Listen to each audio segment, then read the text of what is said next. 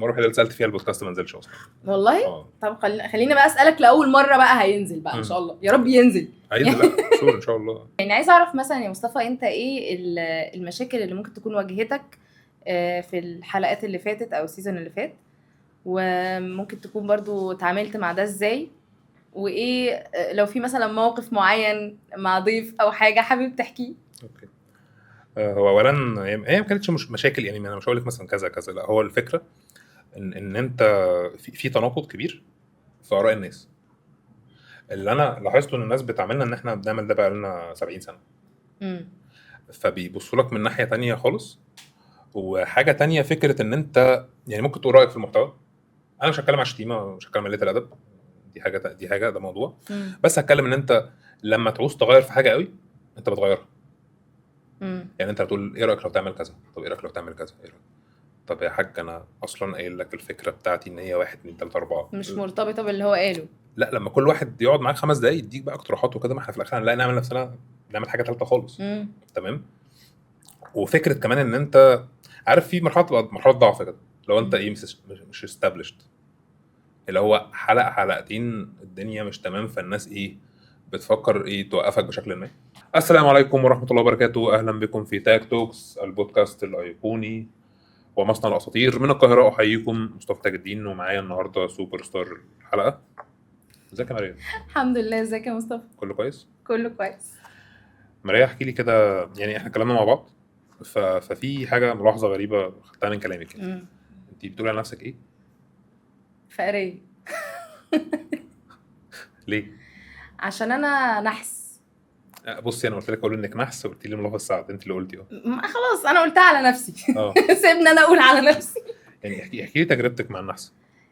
يعني مثلا في مواقف كتير قوي يعني في الحياه بتثبت الموضوع ده الحقيقه. يعني انا اخر حاجه مثلا انا جالي انزلاق غضروفي في الفقره الرابعه والخامسه قطنيه والاولى عجوزيه.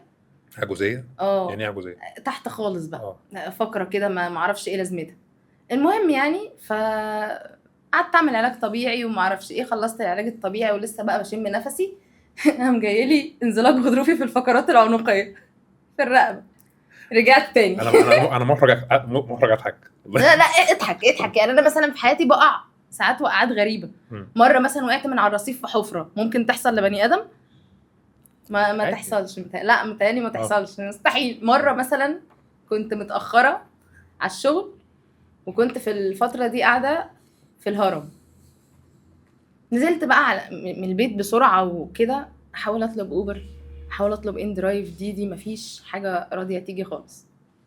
طب اي حاجه، تاكسي كله جاي مركب ناس كويس. طب اي ميكروباص اي حاجه مفيش واحد جاي فاضي، لحد ما لقيت مكان في ميكروباص بعد وقفه كتير قوي بقى يعني. فركبت، قلت انزل الجيزه ونتصرف يعني. نزلت الجيزه، طلبت ديدي، جالي واحد الحمد لله عربيه، راجل كبير كده هادي وراسي وعاقل وبتاع معها عربيه رينو ما بتعلاش عن 40 السحب في الضياع يعني. يعني ايه الكلام بقى، خدنا وبتاع، وانا هعمل ايه بس عايزاه يشد شويه، ما بيشدش. فيلم صديق في الجامعه الدنيا فاضيه. الدنيا فاضيه يا عم، الشارع فاضي، ما طبات في الشارع اهي. الصبر جميل يعني الصبر جميل يا بيه. يا عم الله يخليك عندي امتحان. المهم يعني ان انا ايه وصلت، بس بعد بقى خلاص اتاخرت واليوم اتضرب يعني. مره بقى تانية في سنه تانية مش نفس السنه، طلبت برضو يعني نفس البروسيس اللي انا صحيت متاخر وما اعرفش ايه وبتاع، وبعدين بطلب ديدي او ان درايف او اي حاجه، برضو اي حاجه تجيلي. جالي حد تمام، ده بعدها بفتره طويله قوي وكنت في المعادي. فجه الراجل، نازله من البيت بركب ولا متضايقه يا اخوانا خالص، بقفل كده الباب جنبي، وبعدين لقيته بيقول لي اهلا طويله كده. انا بصيت مين حضرتك؟ معلش انا انت مش فاكراني؟ انا عمو هاني طبق الاصل العلقه اللي فاتت. فدي حاجه كده ما تحصلش برضو الا في فيلم صباحه كدب مثلا. بالظبط. اللي هو ركبت مع نفس سواق التاكسي من حته مختلفه. بس خليني اقول لك ان انت يعني حظك واضح ان هو بقى احسن كتير، اشمعنى؟ لان في تاك توكس النهارده ماشي. ساعات كده بيبقى في يوم لا خلاص كل 10 سنين. خلاص، لا الموضوع اختلف تماما. ماشي. وعايزك بعيدا عن القصص الحزينه دي تقدمي نفسك بقى بالشكل اللي انت تحبيه للناس. تمام. انا ماريا محب، معيده في كليه فنون جميله قسم تصوير، فنانه تشكيليه بس كده. بغني وصايمه وصايمه. ربنا يتقبل. طيب هسألك سؤالين كده نفك الدنيا. هي الدنيا فكه كده كده الحمد لله. الحمد لله. هسألك سؤالين. ما هي العمله الرسميه لدوله بولندا؟ هتديني اختيارات؟ هديك 3 اختيارات لانه سؤال صعب. ماشي. هل هو الزلوتي ولا الجلوتي ولا الريلوتي؟ الجلوتي. الجلوتي ده مش مظبوط. هيتبقى الريلوتي ولا الزلوتي؟ طب جلوتي وايه؟ زلوتي وايه؟ وريلوتي. زلوتي ان شاء الله. برافو عليك بجد صح. حلو. السؤال الثاني، من هو مخترع الاطارات المنفوخه؟ كاوتش. كلنا بنركب عربيات بيبقى فيها كاوتش. هديكي 3 اختيارات لو انا سؤال صعب. هل هو ايمانويل كاوتش ولا جورج دانلوب ولا ديفيد منفوخ؟ كاوتش. عملي كده اقول لك اتفضل. اتفضل. ده مش مظبوط. كاوتش. هيتبقى جورج دانلوب ولا ديفيد منفوخ؟ انا اقول منفخ. انا اقول منفوخ.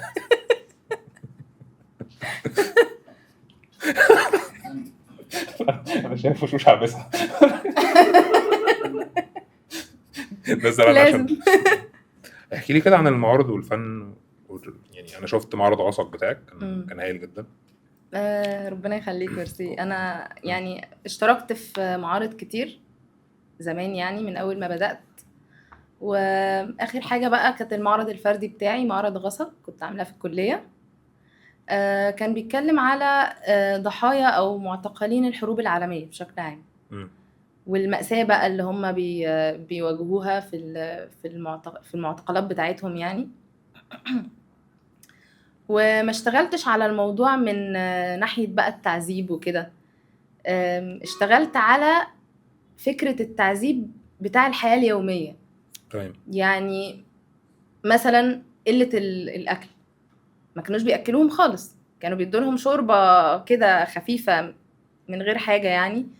فكانوا بيخسوا جدا، وأجسامهم بتبقى نحيلة وشوشهم بتبقى معضمة. اشتغلت مثلا على الحتة دي، واشتغلت على حتة الجانب النفسي كمان. الجانب النفسي اللي هو مثلا لما كانوا بيخلوهم، كان في مجموعات اسمها الزوندر كوماندو، كانوا بيخلوهم يحفروا الآبار، يلموا الأشلاء بتاعت الضحايا، اللي هم في نفس الوقت الضحايا دي كانوا بيبقوا إخواتهم وبيبقوا أهلهم وكده. فده جانب نفسي يعني، جانب نفسي يقول إن هم كانوا متدمرين يعني من جوه قبل بره. اشتغلت برضو على فكرة غرف الغاز، كانوا بيحبسوهم في غرف ويطلقوا غاز معين، الغاز ده سام يعني، كانوا بيموتوا بقى بالبطيء يعني. فكل دي يعني كانت مأساة. انا عارفه انها مش لايقه مع شخصيتي خالص بس انا اصلا رسالتي بتاعت الماجستير عن مشاهد المحاكمه والعقاب في تاريخ فن التصوير. انا بلفت نظري قوي الحاجات دي. فلازم المعرض يبقى ريليتد بالرساله، فاشتغلت بقى الجزئيه دي لمستني قوي يعني. بس هايل. المهم انت من طرف حد عزيز عليا طبعا، يعني بحب اشكره يعني غاده، هي ايوه عزيزه عليا انا كمان عامه بحبها. انا اعرف غاده من ما قالت من سنين طويله قوي، صاحبي من ابتدائي يعني مش عايزين نقول من كام سنه، لا مش مهم، هي من ابتدائي وخلاص. من ابتدائي وكبرنا مع بعض بقى وكده. ايه اللي انت تشوفه يا باشا. اللي انت عايزه. ممكن بقى لا قبلها من الاول بقى عشان المونتاج طيب ماشي يطح عشان اعمل لك كده. طب ما تجيب يعني هات الحاجات دي كده. انت مش عايز تتسأل في مره كده ولا انت اتسألت قبل كده عادي؟ لا انا المره الوحيده اللي اتسألت كتير زي يعني المره الوحيده اللي اتسألت فيها البودكاست ما نزلش اصلا والله. طب خليني بقى اسالك لاول مره بقى هينزل بقى ان شاء الله، يا رب ينزل. لا شور ان شاء الله. يعني بص انا عايزه اسالك عامه عن البودكاست اللي انت بتعمله. اوكي. عايزه اسالك عن انت بتعمل ايه وليه اخترت الطريق ده برضو خلينا ناخد واحده واحده. ماشي. اوكي. هو ايه اللي بيخليك، ايه اللي يخلي اي حد يعمل اي حاجه هو بيحبها؟ تمام. في ناس بتعمل كونتنت عموما، لو هنتكلم عن ده ان هو كونتنت بينزل للناس، يقول لك انا بعمل ده عشان اساعد الناس، انا بعمل ده عشان الناس تبقى مبسوطه، بعمل الناس ده عشان كذا كذا كذا. لا، انت عايز تساعد الناس، روح اعمل لهم بقى كل دير ميه وشربهم ميه عادي براحتك. مساعده الناس ليها اوجه لازم انت مباشره. تبقى بتحب الحاجه طبعا. طبعا ليها اوجه مباشره واعمق من كده. فما فيش حد بيعمل اي اداء علني ايا كان، سواء يغني او يطلع يمثل او يعمل بودكاست او يصور فيديو، الا لو كان بيحب الشيء ده. انا بحبه من امتى؟ لا، بحبه من فتره طويله، من 4-5 سنين كده. الشخص اللي انا اتاثرت بيه قوي اسمه جو روجان. اي حد بيتفرج على بودكاست المفروض يبقى عارف جو روجان. جو روجان فكرته في البودكاست كانت ايه؟ جو روجان اصلا مشهور من قبل البودكاست. هو كان بيلعب MMA، واصحابه اغلبهم مشاهير يعني. فكان وقتها التلفزيون موجود وكده، فكان بيشوف اصحابه بيطلعوا يتكلموا عادي بطريقه فورمال قوي، اللي هو شعورك ايه وانت كذا، والله كنت سعيد، شعورك ايه لما الجمهور الله ولما كان بيقعد في كافيه مع اصحابه، قهوه بلدي تمام، ماشي. كان بيقولوا كلام زي الفل. اللي هو ايه الحلاوه دي؟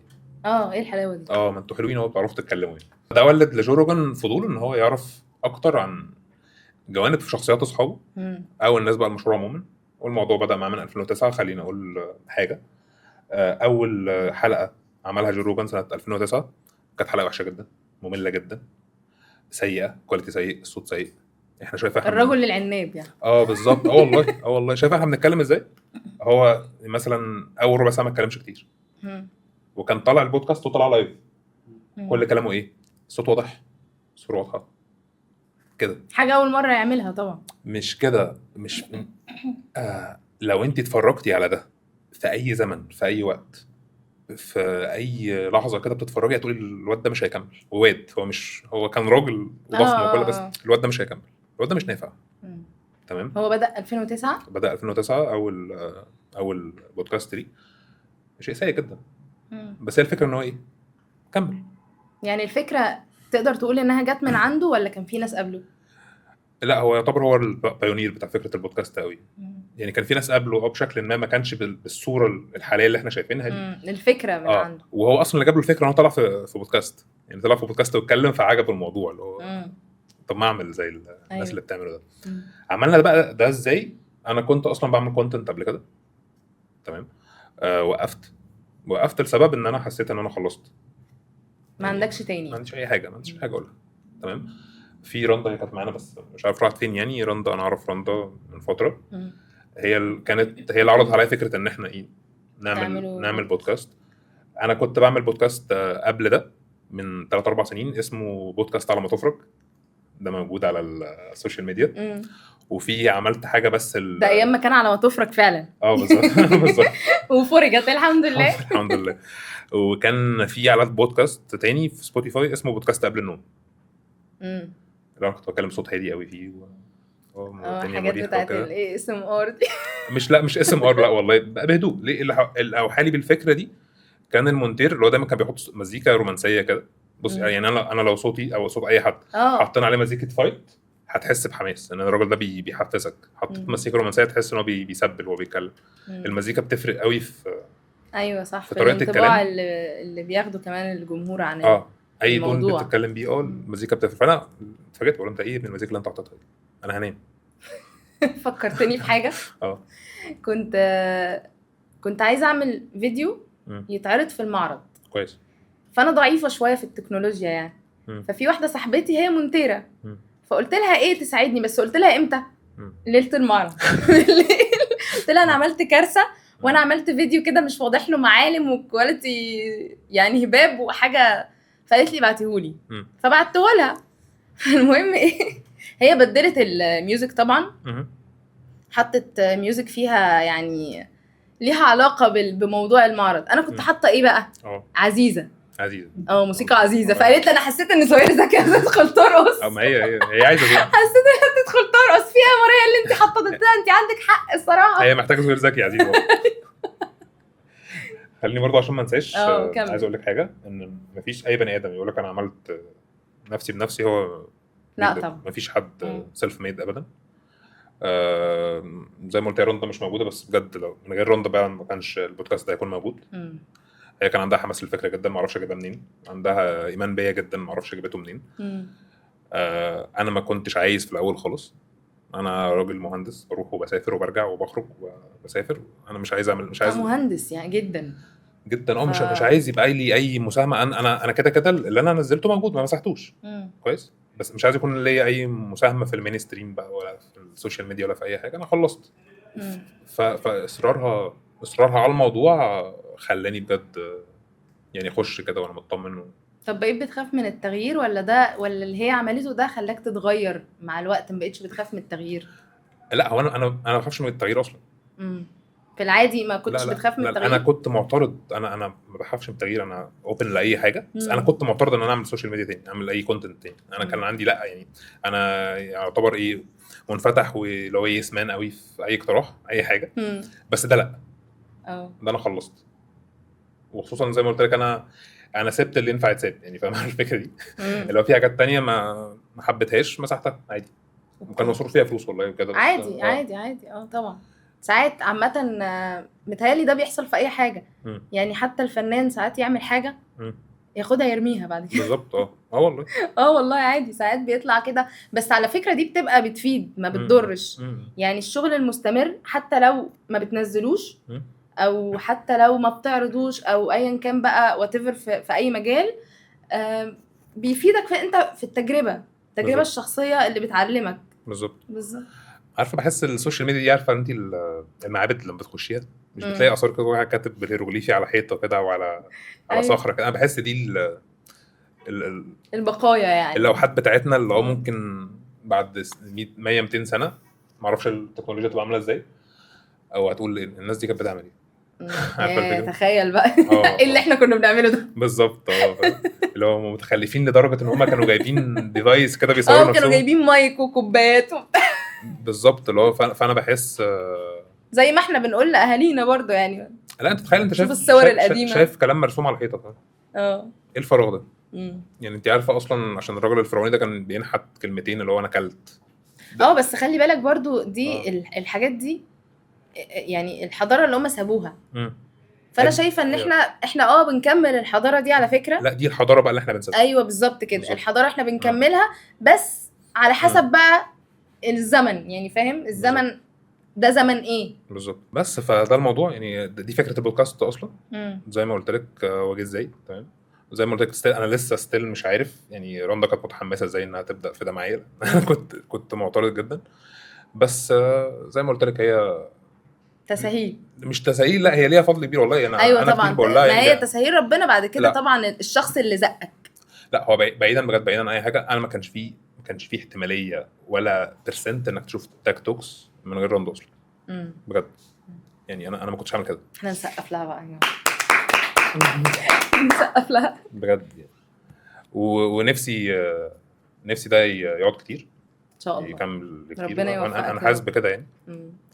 بس فده بالنسبه احنا ازاي عملنا كده، والريفرنس بتاعي وانا بعمل كده، يعني جبت الفكره منين. وشايف نفسك فين بعد 5 سنين؟ لا بجد يعني خلينا ناخد السؤال بجد. ايه التطور اللي انت بصي، احنا سيزون 1 خلصنا. سيزون 1 احنا بدأناه بدايه لذيذه وكل حاجه، والدنيا كانت حلوه والدنيا مشيت كويس. كنت لسه كان حد بيسالني، يعني بيقول لي انت على اي اساس بتحددوا ان سيزون 1 خلص وسيزون 2 بدأ؟ ايوه صح. في ناس بتعتقد ان الاستوديو اتغير. هو نعم الاستوديو اتغير اوكي، لكن الاستوديو اتغير ده شكل. انا قلت له انا في حاجه جوايا اتغيرت، فحبيت اقفل بيها سيزون. لان انا يعني الكاركتر بتاعي كان لحد اخر حلقه من سيزون 1 هو بشكل يعني زي ما تقول ايه، حاجه بتتغير جواك، بتغير الفورمات، بتغير. جات لك فكره جديده وفكره كبيره، يعني فكره تستاهل انك تعمل حاجه بالزبط. مختلفه، مش تكمل على القديم بالزبط. فبتقفل القديم وتبدا واحد جديد، صح؟ بس انا لا مش بحبهم كلهم. مش ما اقصدش بتقفل، يعني اقصد ايه، بتنهي السيزون على كده بالظبط، وتحط الافكار الجديده اللي جات لك دي في سيزون جديد. بالظبط صح. حلو قوي، حلو، برافو عليك يا مصطفى. برافو عليك يا رنا. ميرسي بجد. انت عايز الدور تاني؟ عادي، لو عندك اي فضول، اي اسئله، اي حاجه براحتك. يعني انت اتفرجتي على اتفرجت. عجبني بجد والله؟ عجبني والله، لان يعني انا شايفه ان البودكاست بتاعك تحديدا ليه هدف، ليه فكره، بيجيب مثلا ضيف معين ليه. بصي هو ما فيش حد ضيف، مش ضيف يعني احنا اصحاب مكان. اصحاب مكان. سؤال تاني. مش هديك 3 اختيارات لانه سؤال مش صعب. اوكي. يعني عايز اعرف مثلا يا مصطفى، انت ايه المشاكل اللي ممكن تكون واجهتك في الحلقات اللي فاتت او السيزون اللي فات، وممكن تكون برضو تعاملت مع ده ازاي، وايه لو في مثلا موقف معين مع ضيف او حاجه حابب تحكيه. اوكي. هو اولا هي ما كانتش مش مشاكل، يعني انا مش هقول لك مثلا كذا كذا، لا هو الفكره ان انت في تناقض كبير في اراء الناس. اللي انا لاحظته ان الناس بتعملنا ان احنا بنعمل ده بقى لنا 70 سنه، فبيبصوا لك من ناحيه تانية خالص. وحاجه تانية فكره ان انت يعني ممكن تقول رايك في المحتوى. انا مش هتكلم عن شتيمه، مش هتكلم عن قله الادب، دي حاجه ده موضوع. بس هتكلم ان انت لما تعوز تغير في حاجه قوي انت بتغيرها. يعني انت بتقول ايه رايك لو تعمل كذا، طب ايه رايك لو تعمل كذا، ايه رأيك؟ طب يا حاج انا اصلا قايل لك الفكره بتاعتي ان هي 1 2 3 4 مش مرتبطه باللي هو قاله. لا، لما كل واحد يقعد معاك 5 دقايق يديك بقى اقتراحات وكده، ما احنا في الاخر هنلاقي نعمل نفسنا نعمل حاجه ثالثه خالص. تمام. وفكره كمان ان انت عارف في مرحله ضعف كده، لو انت ايه مش استابلشت، اللي هو حلقه حلقتين الدنيا مش تمام، فالناس ايه بتفكر ايه توقفك بشكل ما. انا ما بحسش ان حد ممكن يعرف يوقف حد يعني، بس اللي هو ايه اللي هو وقف اللي انت بتعمله ده وتعالى نعمل حاجه ثانيه. طب ما تغيروا المذيع اصلا. فيا جماعه انا مقدر ان انتوا ايه في الحته دي شويه تمام، بس والله الفكره مش كده. والفكره ان محدش سال انت بتعمل ايه، ولا انت متخيل حاجه وبتدلو بدلوك. عارفه دلو يعني ايه؟ لا يعني جردل. بس كل ما واحد توقعتش ان احنا نقول جردل في اسمح لي اقول جردل في نص الكلام يعني. المحاور هيقول جردل. فكل واحد ماسك الجردل وبيديها بقى. فلا يعني خلاص ببساطه يعني انا دلوقتي مش زي دلوقتي. لا انت عايز تديها بقى قوم سيء بعدها. بالظبط. يعني عايز تدلق الجردل وقوم سيء. وانا دلوقتي بعد سنه هكون مختلف طبعا، وبعد سنه تانية هكون مختلف. فانت ايه ما يعني لف لفه كده لحد ما اكون الشخص اللي انت يعني انا عايزه، لف لفه وتعالى بقى او ما ترجعش لان هي الفكره زي ما قلت هي ايه انا عارف ان البروجكت شويه مش شبه اي حاجه حصلت قبل كده. وانا بتبسط قوي لما الاقي ناس مش فاهمه انا بعمل ايه. دي حاجه حلوه عامه. مش مشكله، زي الافلام اللي بتخش مهرجانات مثلا. محدش فاهم حاجه بالزبط. بس بياخدوا جايزه كده دبدوب السقفه الذهبيه. لا بس خلي بالك برضو مش معنى ان انت بتعمل حاجه مختلفه او زي ما انت بتقول الناس مش فاهماها فده عشان هي مختلفه. كل الحاجات الناجحه اللي بدات مختلفه بالزبط. زي مثلا التلفزيون لما طلع الناس قالت عفريت، فاهم؟ حد بيتكلم بالظبط. ايه الناس اللي بتتكلم جوه بتاع مربع ده حاجه غريبه بالظبط. بس كل الحاجات اللي ناجحه فعلا هي بدات كده. بص هو احنا مش بنعمل حاجه غريبه قوي يعني، ما هو بودكاست مش غريب بس أنا حتى لو في حاجه مختلفه ما تخافش من لا مش خايف. ما هو بص هو زي ما بقول لك هو اي حاجه ممكن تبقى شكلها مختلف شويه انت هتتعود عليها. انا عايز ارجع بالزمن شويه اول ما محمد رمضان طلع. محمد رمضان لما طلع كان فيه هجوم شديد عليه. انا بعيدا بقى انا بحبه او ما بحبوش. عارف طلع في ايه الاول؟ اول حاجه خالص كان مسلسل سندريلا بتاع منى زكي كان طالع فيه. وكان قبليها ايه؟ كان مسلسل اسمه في ايد امينه بتاع يسرا. انت اتفرجي بقى. اي خدمه. لو خد مساحه في مسلسل سندريلا ده كان في 2006 او 2005. بس لما طلعت اللي هو عبده موته والالماني وكده كان في هجوم. ما قبل الالماني وكان شبه الناس بيمثل زي ما الناس بيعمل الناس بتعمله بعيدا برضو عن رايي فيه بحبه ما بحبوش او حاجه. بنتكلم بموضوعيه شديده. فالناس اتعاملت معاه انه حاجه شاذه كده ولازم تتقطع عشان ايه الهدوء والسلم العام في المجتمع يرجع وكده. دلوقتي احنا ايه بقى لنا 3 سنين ومحمد رمضان هينزل مسلسل امتى؟ يعني بص هو طبعا ايه مفيش مشكله ان الفنان او اي حد بيعمل اي حاجه يشوف انتقادات الناس ايه او راي الناس ايه، ما يحاولش يتاثر لدرجه ان هو ما يبقاش هو، بس في نفس الوقت يحاول برضو لو ليهم وجهه نظر فعلا صحيحه مقتنع بيها يعمل. انا ممكن اعمل عليك اتاك؟ اتفضل. ماشي. انا لو جيت قلت لك دلوقتي ان الشعر في فري انك تعمل اتاك. انا لو جيت قلت لك دلوقتي ان الشعر الاصفر ما ينفعش مع الكيرلي انت هتقولي لي ايه؟ هضربه اصفر حالا. يا لهوي. حالا. لا هتقولي انا شعري مش اصفر. لا انا اروح اضرب اصفر. لا عشان اثبت لك ان هو مش مهم. الصح انك تقولي ان هو شعري مش اصفر.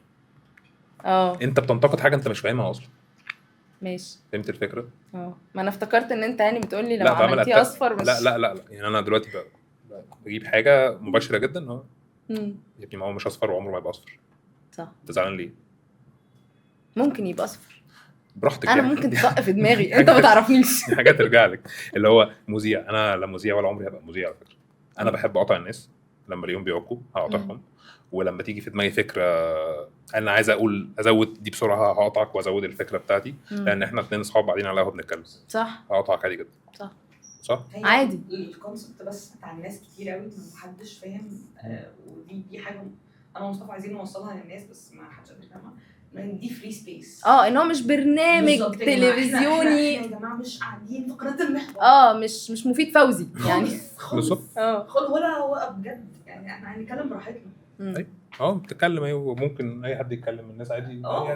اي حد عايز يتكلم في الفري ان انت تتكلم. لو الناس تشوف في سيزون 1 احنا ما شلناش اي حاجه من السايت توكس ورا الكاميرا خالص. وفي حلقه مثلا من الحلقات اللي نزلت لاخر حلقه في السيزون انا كنت تقريبا قاعده معاهم من ورا الكاميرا كلنا بنتكلم وبنهزر وبنضحك وبنسقف.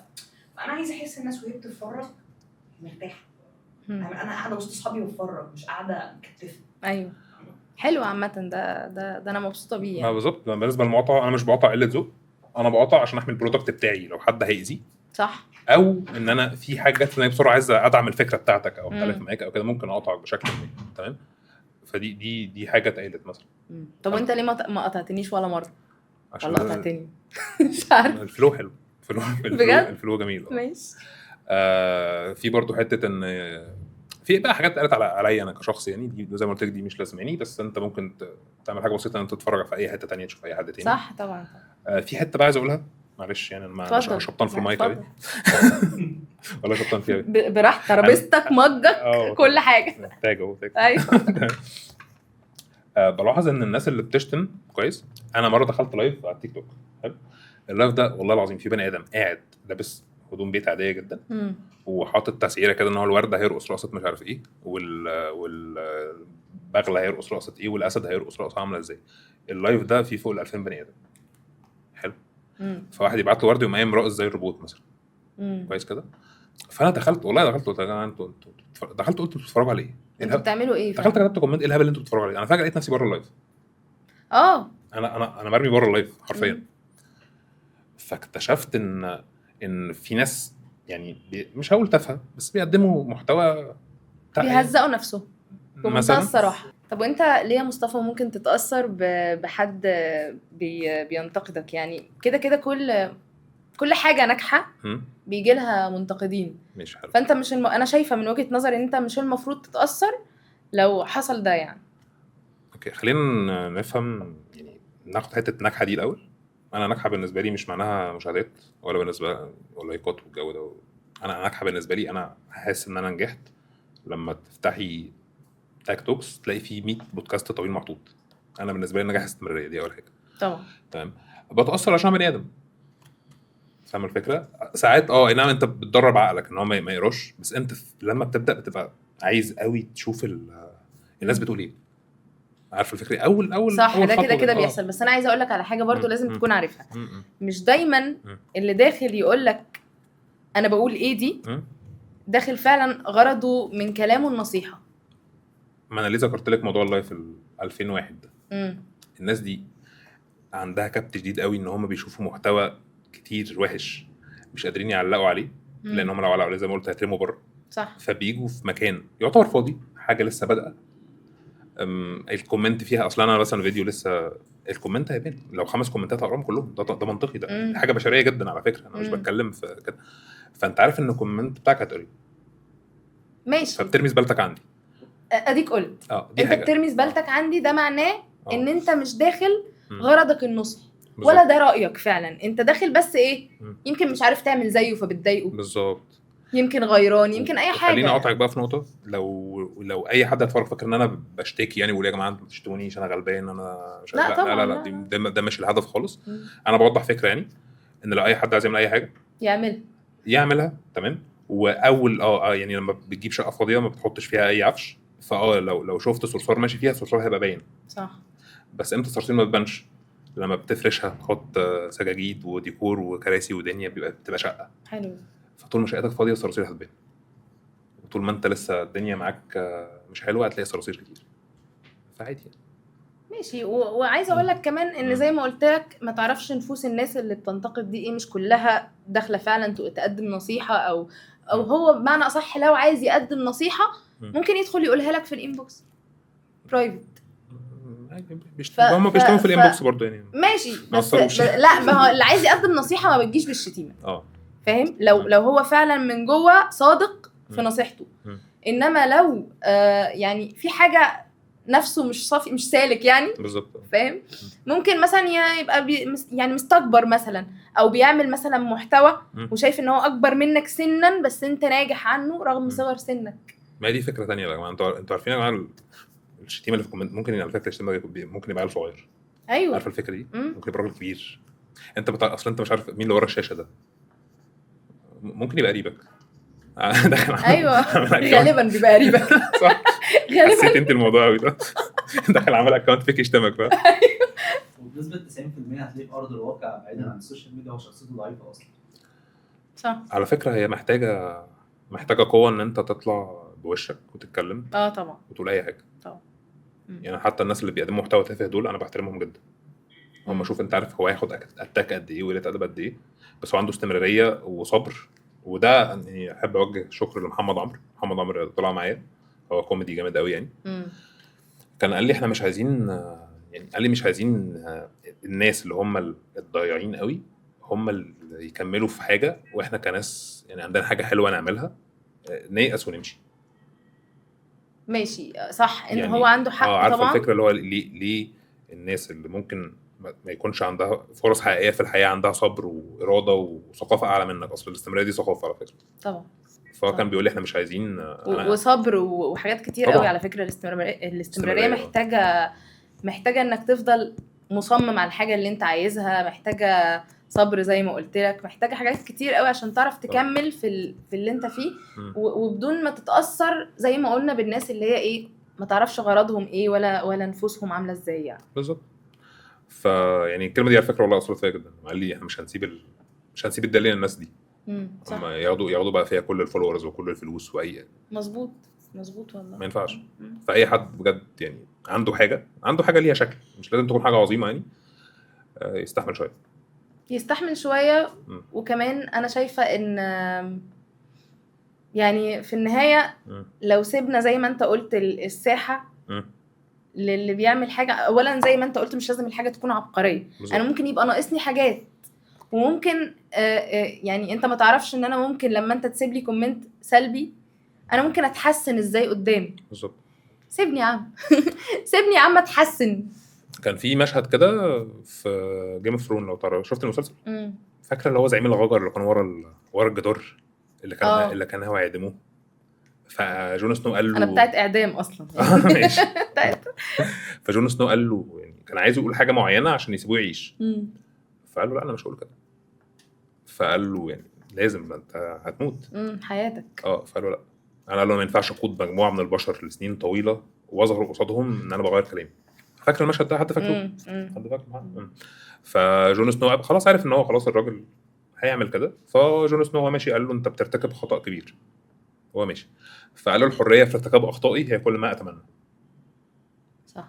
ربنا نفسه مديك حريه ان انت تغلط. صح طبعا. فانت منين كشخص بتحكم على تجربه حد ممكن ما يكونش بقى لها شهرين 3؟ على فكره بالمناسبه يعني احنا اول حلقه صورناها كان يوم 1/6/2026 شهرين. ده اول سيزون ولا اول حلقه خالص؟ اول مره جربنا فيها تاك توكس ده. ما شاء الله. طب حلو ان انت يعني مفيش كام شهر ما شاء الله الحمد لله نجحت بسرعه. نجحت بس بسرعة. انت متخيله؟ فانت ازاي عايزني في شهرين يا عم سيبني اغلط. طبعا. ما سيبني مره اضحك بصوت عالي ومره ابقى مكشر. انت مالك؟ صح. فاهم الفكره دي؟ ايوه. فانا حر ان انا اغلط. ده بجد. ايوه طبعا صح. ما انا بقول لك انت اخطائك نفسها انت بتتعلم منها. بالظبط. هو مفيش حد بيتعلم يعني يقول لك مفيش حد بيتعلم ببلاش. انا هتعلم ازاي من غير ما اغلط؟ لازم اغلط مره واتنين. تعرفي تسوقي؟ بعرف اسوق. يعني تخيلي يعني اول عربيه جبتها لك كانت مثلا عربيه حديثه جدا وجامده جدا وكده، وفجاه وانت سايقه بص الدنيا حلوه بقى العربيه سخنت منك مثلا. العربيه راحت صح، جابت وش سلندر صح. طبعا. فكان الافضل ان انت تتعلمي في مكان على عربيه بسيطه صح. لو خبطتيها حصل فيها حاجه مظبوط، وتترقي بقى مع الوقت. صح. لان العربيه تسخن منك دي حاجه اي حد بيسوق عاديه خالص بيلاحظها صح. نركن على جنبه وتعامل شوف الدنيا فيها ايه حياتك بقى صح. فهي الناس دايما ايه يعني، انا عارف الناس بتحب الشخص فعلا اللي سايق احسن عربيه ولابس احسن لبس وعامل احسن فورمه وكل حاجه كشخص يعني، بس هو عشان يوصل لكده محتاج وقت صح، ومحتاج طريق صح، ومحتاج يدير بقى اللي عنده ده صح، ومحتاج زي ما انا قلت لك طريق صح. يعني احنا كنا لسه جايبين في سيره الناس اللي هم بتوع اللايف بتاع اللي انت قلت عليه ده الورده والبطوطه. يعني انا شايفه بصراحه ده طريق غلط. طب انت مقتنعه بكلامي؟ طبعا بامانه. لو شايفاني بقول اي كلام لا خالص، معاك جدا. بس انا شايفه ان الطريق للحاجه اللي انت عايزها مهم برضه، عشان ما تبقاش بتعمل حاجه في يوم من الايام ترجع كده بالذاكره تقول ايه اللي انا كنت بعمله ده. عايز اسالك سؤال، قول. انت عايز تعمل ايه؟ عايز اعمل ايه في ايه بالظبط؟ يعني ايه الهدف بتاعك في اللي انت بتعمليه ده؟ الهدف بتاعي طبعا ان انا اكبر في شغلي واكبر في الفن، و يعني نفسي اكبر مش عن اي حاجه وخلاص، لان في اسامي كبيره. اديني صوره ما انا هقول لك في اسامي كبيره في الفن موجوده وعلى الساحه بدون ذكر اسماء، بس مش بيعملوا فن، فاهم؟ فعايزه اكون حقيقيه على قد ما اقدر، وعايزه اكون بطلع الحاجه اللي بطلعها دي مش بالكتره بالكيف، لكن تكون حاجه فعلا انا يعني دي طالعه من جوايا مش عشان بس اتواجد. انا عملت مثلا عملت معرض علشان دي حاجه طالعه من جوايا وحابه تطلع بقى للنور، مش لمجرد التواجد وخلاص بشكل دوري. لما توصلي لده هتحسي بايه بقى؟ اكيد لما توصل للهدف بتاعك بتحس بشويه رضا، يعني اكيد بيبقى فيه يعني اللي هي الهرمونات بتاعه الرضا والسعاده وكده، وفي نفس الوقت بتنتقل للهدف اللي بعده. انا عايزه اعمل ايه بعد كده؟ طيب ده الهدف المعلن، ايه الهدف الغير معلن ده؟ الهدف الغير معلن انت دي الاجابه المعلبه اللي في كاميرا وفي مايك ودنيا ايه الهدف الغير معلن؟ يعني انا عايزه اسيب كل حاجه وارجع اقعد مع امي في الشرقيه. صح كده. ده الهدف الغير معلن يا عم. صح كده. انت طبعا الورق بتاعك انا بقالي كتير عايش فاهم. عايزه اتفضل. ادي الورقه بس غير ورقه بس. فهي الفكره ان يعني انا ممكن برضو ليه بقول كده، انا ممكن برضو كل اللي قلنا ده يكون كلام بيتقال عشان يوصل للناس، بس انت جواك حاجه ثانيه عادي. انت عمرك ما تعرف الناس بتفكر في ايه، صح؟ وزي مش هتعرف غرضهم، مش هتعرف بيفكروا في ايه، مش هتعرف نفوسهم عامله ازاي، مش هتعرف اللي مروا بيه قبل ما يسيبوا لك كومنت سلبي او بس. وكل اللي قلته ده ممكن يكون اصلا كله مش صح، بس انا الدليل ان هو صح ان انا قلت حاجه في الاول ان انا عملت ده عشان انا بحبه، عشان دي حاجه انا بحبها، عشان ارضي نفسي. ده كفايه. ما اديتش اي بقى حتت بقى شعارات بقى والناس. لا بالعكس هو ده كفايه اصلا انك انت زي ما انا حتى لما جاوبت عليك قلت لك ان انا عايزه اعمل الحاجه اللي تطلع من جوايا، يعني اللي انا عايزاها، يعني اللي انا بحبها. بالزبط. مش هبقى بعمل حاجه لمجرد التواجد وخلاص. وانا مبسوطه منك في ده بصراحه، ان انت بتعمل الحاجه اللي انت طالعه من جواك فعلا، وده كفايه. ده كفايه انك تطور عليه، هتعرف تطور عليه. لكن لو حاجه اصلا انت مش حاببها وبتعملها للتواجد وخلاص، هتطور في ايه؟ مش شغفك ولا اي حاجه. بالظبط ولا اي حاجه بالظبط. اسالك سؤال تاني؟ اسالني. احنا ما بنسالش بعض، احنا بنتكلم صح؟ بنتكلم. نسيت انت؟ نسيت. لا كان سؤال بس. ازاي تعرف ان ربنا بيحبك كويس، وازاي تعرف ان ربنا بيحب اي حد؟ طب بص، هو ده طبعا سؤال فلسفي جدا. لا فعلا بجد فلسفي براحتك. هو سؤال حلو جميل. بس انا يعني شايفه ان الموضوع ده اجابته مركبه شويه. اديني ابسط حاجه ان ربنا يرزقك. انا بشوف كده يعني ان ربنا يرزقك لين القلب. حلو. ان يبقى ليك قلب حنين يصعب عليك الشر ويسهل عليك الخير. انا بشوف ان ده ربنا كده بيحميك من الحساب بعد كده، او بيسهل عليك الحساب. لان انت لما هيصعب عليك الحاجه الوحشه ويقربك ويسهل عليك الحاجه الحلوه، فانت كده الى حد ما هتوصل ان انت تبقى شخص كويس. مفيش حد فينا طبعا كويس بنسبه 100%، بس هتبقى شخص كويس، فاهم؟ تبقى متوازن يعني، ومش مؤذي بالظبط، وسوي. متوازن. دي حاجه. وبشوف حاجه برضو تانية، ان لما حد مثلا بيجي قبل ما يموت بحس ان ربنا بياخده في احسن وقت ليه. انا بلاحظ ده كويس. على الناس اللي حواليا. يعني ممكن مثلا شخص بيعمل مؤذي مثلا، مقاطع عيلته، عامل اي حاجه فيها مشكله، تلاقيه بيصلحها في الفتره اللي قبل ما يموت، اكنه عارف ان هو هيموت، هو ما يعرفش. طيب. بس هو ربنا بيخليه يتغير، قلبه يتغير ويتحسن من ناحيه الحته اللي هو كان ضعيف فيها دي، عشان برضو يسهل عليه الحساب. فخلاصة الكلام ان ربنا يسهل علينا الحساب من خلال حاجات معينة. احنا دايما بنشوف يعني مثلا ليه يا رب انت ما عملتليش الحاجة الفلانية، نفضل نطلب من ربنا انا كنت عايز دي ما حققهاليش، طب انا متضايق، طب ما شفتش الستر، صح. طب اللي انا بقول عليه ده مش ستر. صح. حاجة تانية برضو بحسها، يعني انا بصي، انا دايما بقول السؤال ده لو اتسالته النهارده هجاوب عليه بشكل، وبكره بشكل، وبعده بشكل. صح. يعني انا لسه من شويه جاوبت عليه بشكل، انا حاسس ان ربنا اكبر ان هو بيحبك، ان هو سايبك عايش. صح، ما هو سايبك عايش عشان صابر عليك، عشان انت لسه مش كويس، سايبك تصلح. سايبك تصلح، ويترتب عليه انه ياخدك في احسن وقت ليك زي ما قلتي. بالظبط كده. برافو عليك. على فكره الزملكاويه بيفهموا لو مؤاخذة جمهور واعي. ايوه. بمناسبه البودكاست، يعني انا كنت دايما بقول ان في يعني انا في كانت مشاكل بتقابلنا انا في الاداء بتاعي في سيزون 1 قوي، ان انا مش عارف اخد راحتي. عارف الفكره دي؟ اللي هو ايه، انا عايز اقول كلمه حاجه، بص بقى دماغي بتروح فين ساعتها. بني ادم اصلا، احنا بني ادمين طبعا مش عارف تنفع ولا لا، فبتتشتت. وانت كادمي برضو عايز تنجح. يعني طبعا. انا قلت لك انا اهم حاجه عندي الاستمراريه فعلا، واعمل يبقى في 100 حلقه كده ابص عليهم.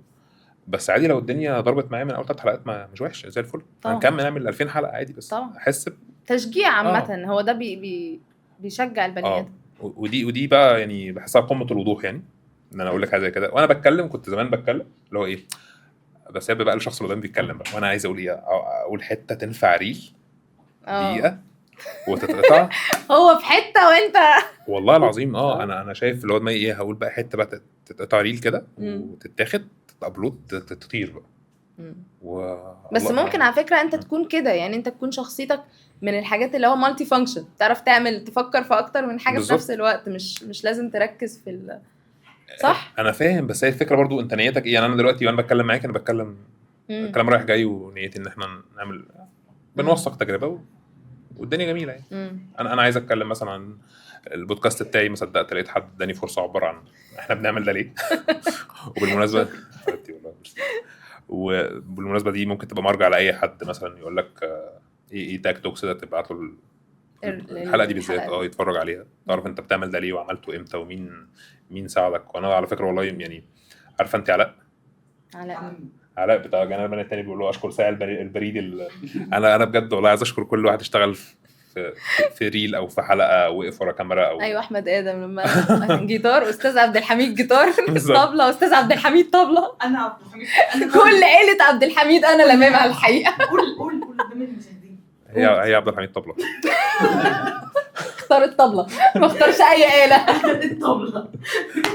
فبجد والله بجد انا بشكر اي حد كان ورا الكاميرا اشتغل، واي حد سمع صوتي وكان بينزعج من صوتي، واي حد كان واقف ورا الكاميرا وما بيحبنيش. اقول حاجه ثانيه واحده، بس اختار الطبله عشان انت الايقاع بتاع مش اوعى. انا بس عايز اتكلم مع اي حد ما بيحبنيش دي ولا ايه. لا يعني اي حد كان واقف ورا الكاميرا معجب باللي انا بعمله او مش معجب باللي انا بعمله، عشان بس انها تتقطع عن ما بيحبنيش دي حد يفتكرني بلقاها عليه. مش شخصيا. ايوه لا يعني اي حد كان من اول ما بتحبنيش يعني اي كان فعلا. انا عارف مثلا عبد الرحمن شخص محترم جدا، بس انا ما اعرفش هو فاهم مبسوط باللي انا بعمله ولا لا. هو حاسس بملل، مبسوط، متضايق، وهو حر في اي احساس يحسه ناحيتي على فكره. بس انا بشكره مثلا. فهو بقى وكل الناس اللي ساهمت باي شكل في الموضوع ده، وحتى بشكر الناس اللي شتمتني وقالت على ان انا بارد. ان انا مذيع بارد. يمكن هم دول برضو اللي خلوك ودم ساعات الحاجات دي بتشجع مش زي ما هم ودم فاكرين. تقيل عشان رصها واطلع عليها تطلع لفوق. انا بس عايزه في حاجه اقولها. مصطفى مستو يعني دي من الناس اللي بحسها قليله قوي. مصطفى ما بيسمعش كلام الناس يعني جدع. هو ودنه كده يعني. انا قاطش ودانه معدي في يوم والله العظيم هو فاكر انا اي بانيك حصل حاجه وفي كومنتات كتير من نفس النوعيه دي فانا اتخضيت. انا اتخضيت حسيت باتاك مش طبيعي. فانا عماله بقى في حاله انهيار. انا في حاله فعلا احنا في مصيبه. احنا شايلين ذنب حاجات كتير قوي فانا اي بانيك. هو انت ايه هو كان اول سؤال هو احنا بطلنا بالظبط. احنا بطلنا خلاص. ما بيسمعش الحاجات دي. فيا جماعه اللي بيكتبوا كومنتس وحشه صح احنا ما بنسمعهاش. انا وانا كرمنا وهو قدامي انا بطلت اقرا كومنتس خالص. فهو ده الكومنت اللي انت بتكتبه انا الحلو احنا بنشوفه الوحش ما بنشوفوش.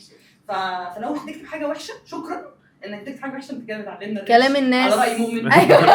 كلام الناس لا بيقدم ولا يأخر. عندنا كومنتات وحشه كتير عشان الريتش دي كتير. فشكرا يا جماعه. بس انا اتضايقت قوي من الموضوع ده. انا خايفه انا اتشتم بعد اللي انتوا بتقولوه ده. خايفه انا اتشتم. لا بتقول لي ما بيسمعش. انا اتضايقت من قصه بارد دي قوي. ليه انا كنت متوتر جدا بجد؟ انا كنت متوتر جدا والله. ازاي ده بارد؟ انا بالعكس على فكره ده ده اول يوم كنت متوتر فيه جدا. ده يا ريت تعرف تبقى بارد. لا ما انا ما كنتش بارد والله. مصطفى نانشالون يا ريت تعرف تبقى بارد. مصطفى نانشالون هو ما بيديكيش. هو عايز يقول حاجه بس مش هيديك في وشه يعني. مش وشه يعني انا والله اتمنى اول يوم تصويرتك كنت ابقى فيه بارد والله بجد. ايوه ساعات كتير انا بتمنى ان انا اكون بارده على فكره. فشكرا ان هم فكروني ان انا لازم اكون بارد. صح. انا سعيده. وانا اسعد والله. انا اسعد والله. قولي لي بقى بمناسبه يعني انك بترسمي وكده بيتقال لك كتير يا الله بترسمي رسميني وكده صح؟ بتحسي بايه بقى؟ انت عارفه انا بيتقال لي دلوقتي انت بتعمل بودكاست ما تطلعني معاك. طلعني معاك. ايوه اي مصلحه. بتشوفي ازاي بقى موضوع رسميني؟ يعني مره مثلا كنت قاعده في جنينه الاسماك ايام ما كنت لسه طالبه. فبرسم ايه في جنينه الاسماك؟ منظر طبيعي. في حد جه معدي وقف كده يتفرج. انا قلت الله على الجمهور الواعي. الله حتى الناس العاديه فيها جمهور واعي يا جماعه بيحب.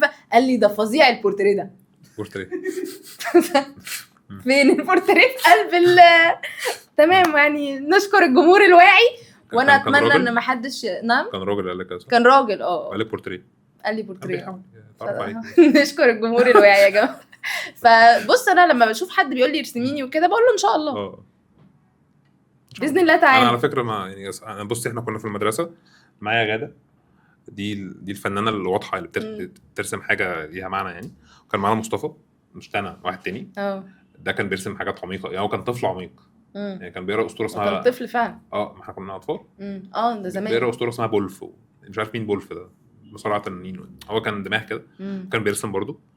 وكنت انا موجود. انا كنت اي حاجه بقى فيها يعني لعب كوره انزل العب كوره العب سله العب اي حاجه باداء. هي اداء علني بعمله.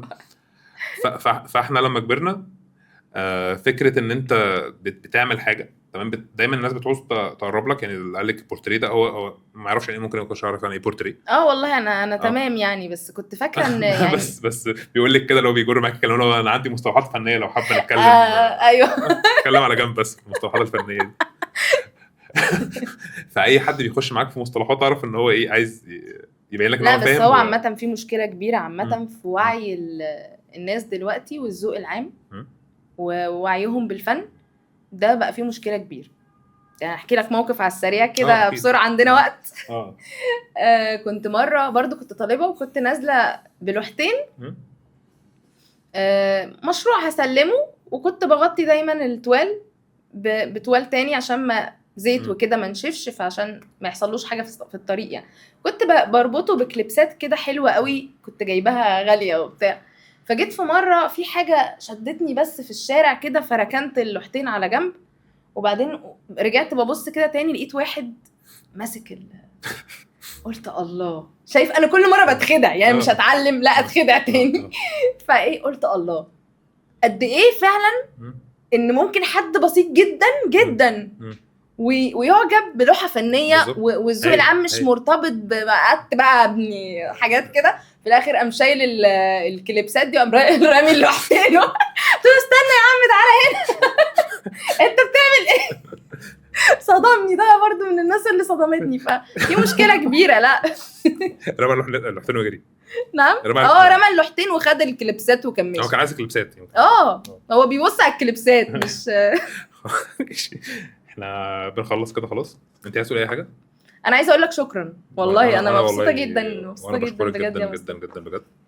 الحلقه دي هتكون مفيده جدا. ربنا يخليك، قدام. ده شرف ليا، ومبسوط ان طلعت معاكي، وهنطلع بقى مره تانية ان شاء الله. ان شاء الله ان شاء الله باذن الله. وزي ما احنا عارفين هو ده الوضع وهي دي الصوره، والله المستعان وقدر ولطف.